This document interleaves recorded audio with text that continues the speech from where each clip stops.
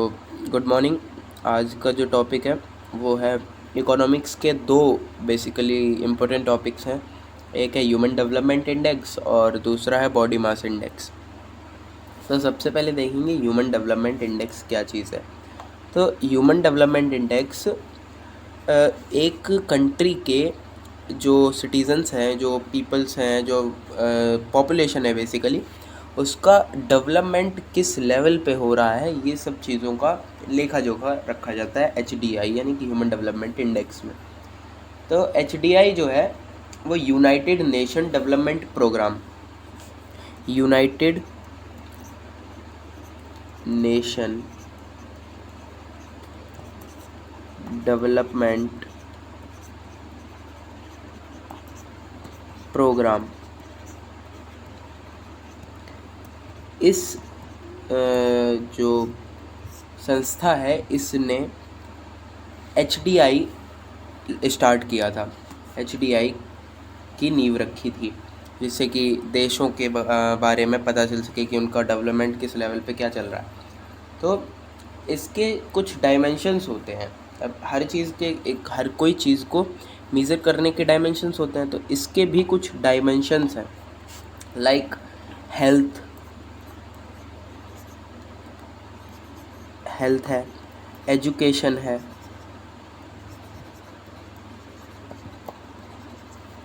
Health हो गया, education हो गया, और standard of living.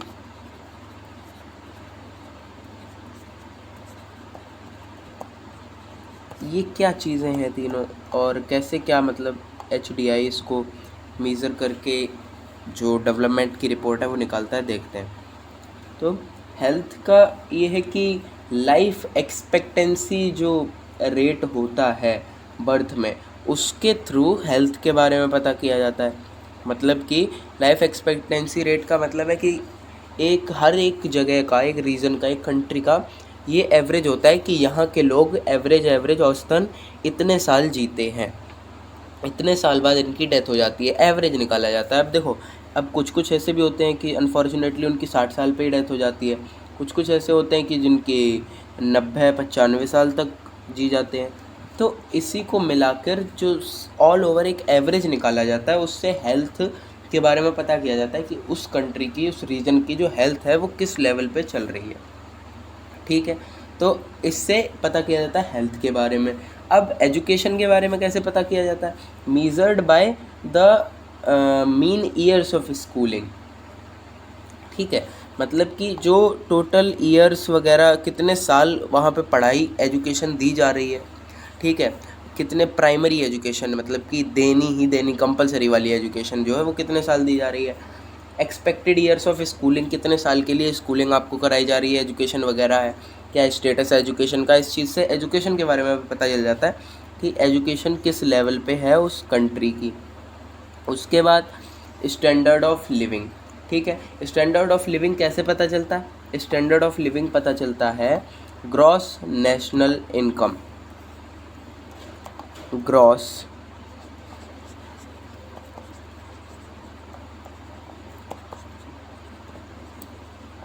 National income से पता चलता है, और पर कैपिटा इनकम।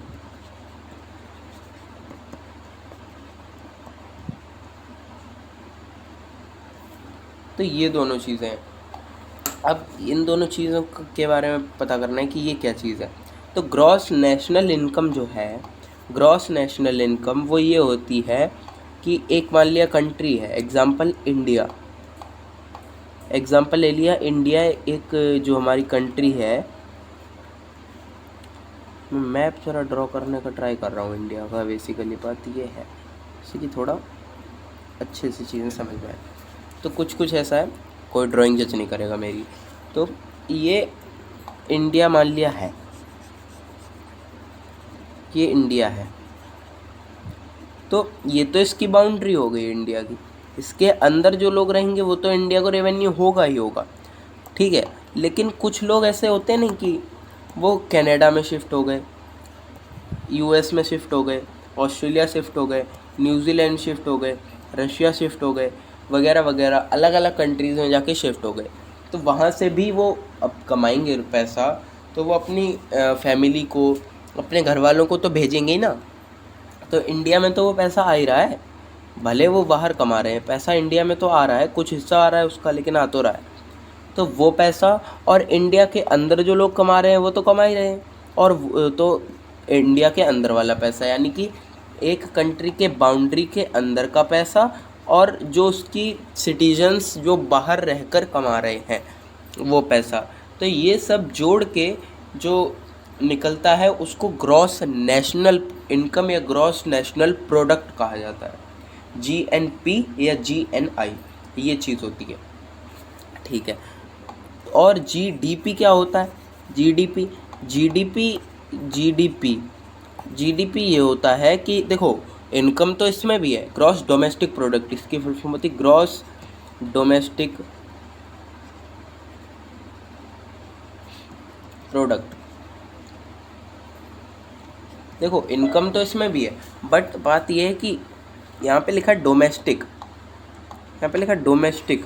डोमेस्टिक का मतलब उस कंट्री के, उस रीजन के पर्टिकुलर एक बाउंड्री के अंदर जो पैसा कमाया जा रहा है, जो सिटीजन्स वगैरह कमा रहे हैं, वो सब GDP के अंदर आएगा।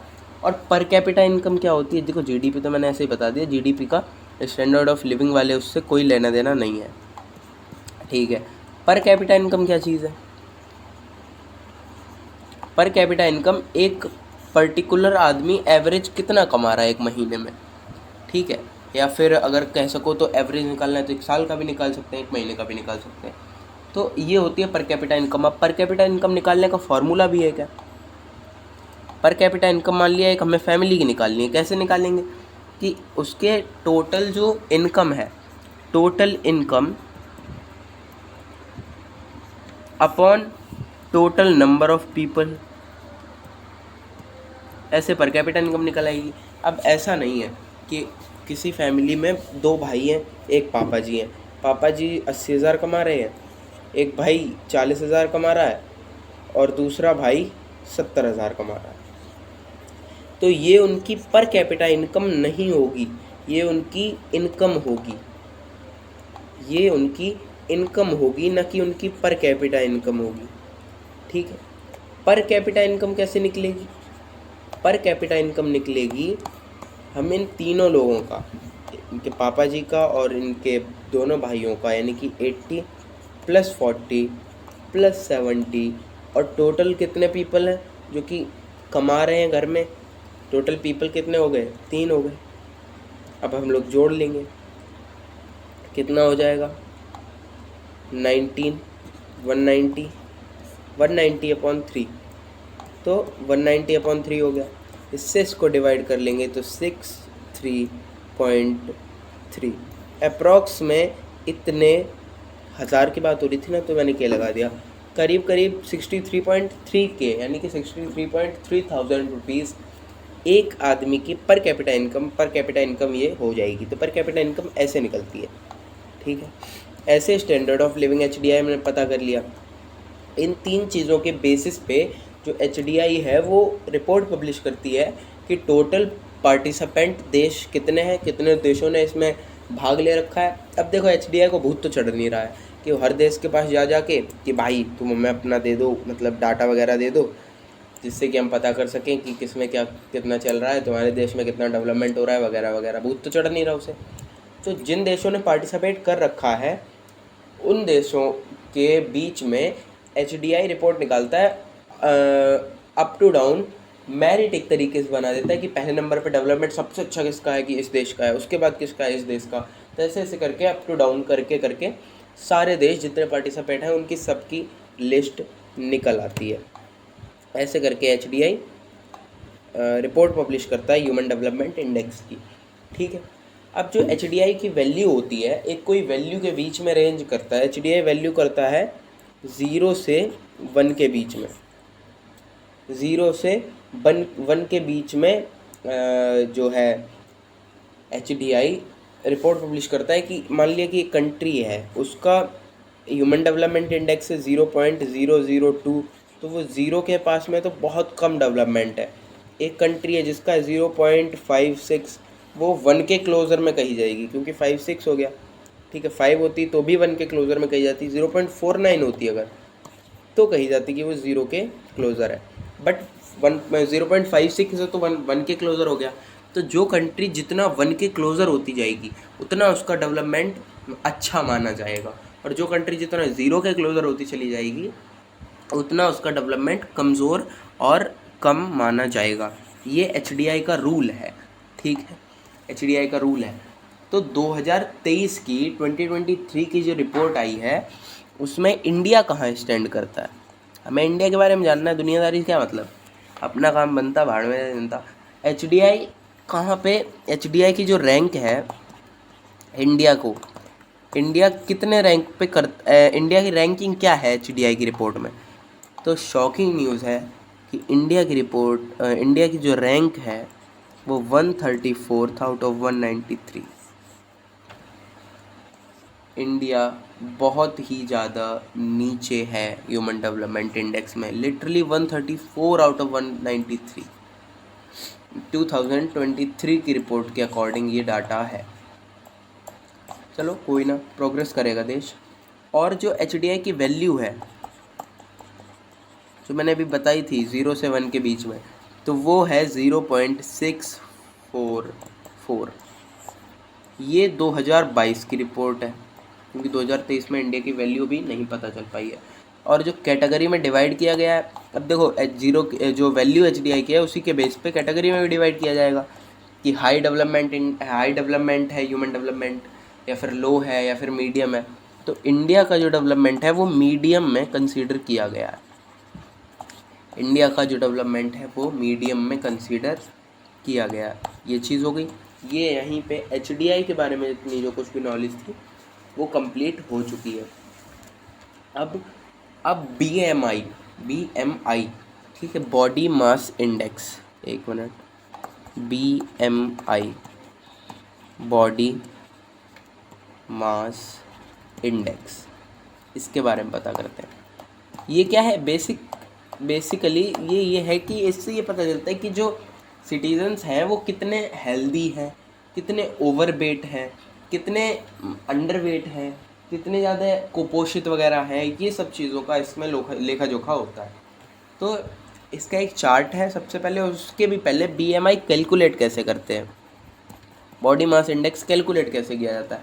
तो वेट एक पर्सन का पर्टिकुलर केजी में होना चाहिए, ये यूनिट भी याद रखनी चाहिए, केजी में होना चाहिए, और उसकी हाइट मीटर स्क्वायर में उसकी हाइट रख देंगे, ठीक है। और इसको कैलकुलेट कर लेंगे तो जो बीएमआई निकल के आएगा हमारा बीएमआई निकल के आएगा वो बीएमआई होगा। अब एक चार्ट है, उस चार्ट में आप जो आपकी वैल्यू निकल के आई है वो आप पुट करके देखिए, तो आपको पता चलेगा आप अंडरवेट हैं, नॉर्मल वेट हैं, ओवरवेट हैं, या ओबीज मतलब बहुत ही ज़्यादा भारी एक तरीके के, जो कि उठ बैठ भी नहीं सकते चैन से। हम लोग कह सकते हैं जैसे तारक मेहता में डॉक्टर हाथी, ठीक है, लेकिन वो ओबीज में नहीं कहा जाएगा, वो ओवरवेट था क्योंकि वो चल फिर लेता था।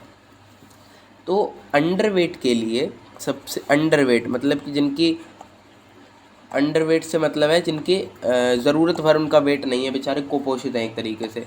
तो बिलो 18.5 जो बीएमआई निकल के आए, अगर वो 18.5 से कम है तो आप अंडरवेट हैं। नॉर्मल के लिए क्या है, आपकी बीएमआई 18.5 से 24.9 होनी चाहिए, तो आप नॉर्मल है। ओवरवेट के लिए आपकी जो बीएमआई है 25 से 24.9 तो यही हो गया, 25 से 29.9 अगर है तो आप ओवरवेट हैं। और ओबीज जो मैंने अभी बताया, ओबीज के आप 30 बीएमआई या फिर उससे भी ज़्यादा आपकी बीएमआई आ रही है तो आप क्या हैं, तो आप ओबीज में कंसीडर किए जाएंगे। अब बीएमआई की कुछ लिमिटेशंस है, बीएमआई की कुछ लिमिटेशंस है। क्या लिमिटेशंस है, तो लिमिटेशंस कुछ ये हैं कि बीएमआई जो है वो मसल मास या फैट मास वगैरह ये मीज़र नहीं करता, ठीक है, मसल मास या फैट मास वगैरह मीज़र नहीं करता, वो आपके वेट पे रिलाई करता है, पहली कंडीशन। दूसरी कंडीशन एथलीट्स पे, चिल्ड्रन पे और बुजुर्ग लोगों पे, यानी कि जो ओल्ड पीपल्स हैं, एथलीट, चिल्ड्रन और ओल्ड पीपल, इन पे भी बीएमआई, इनके लिए भी बीएमआई नहीं है, इन पे बीएमआई काम नहीं करता है। ठीक है। फैट का डिस्ट्रीब्यूशन जो है, तीसरी चीज़ क्या है, फैट का डिस्ट्रीब्यूशन भी रिफ्लेक्ट नहीं करता। मतलब कि आपका ये भी नहीं कि फैट का डिस्ट्रीब्यूशन बता दिया बॉडी में कितना है, या फिर फैट के बदौलत आपको बता दिया आप अंडरवेट और ओवरवेट, नॉर्मल, ओबीज, ऐसा भी कुछ बीएमआई नहीं करता है। तो नो रिफ्लेक्ट फैट डिस्ट्रीब्यूशन। तो ये है बीएमआई के बारे में। तो इतना ही था, बीएमआई और एचडीआई हो गया। होप सो समझ में आया होगा। Thank you for the day.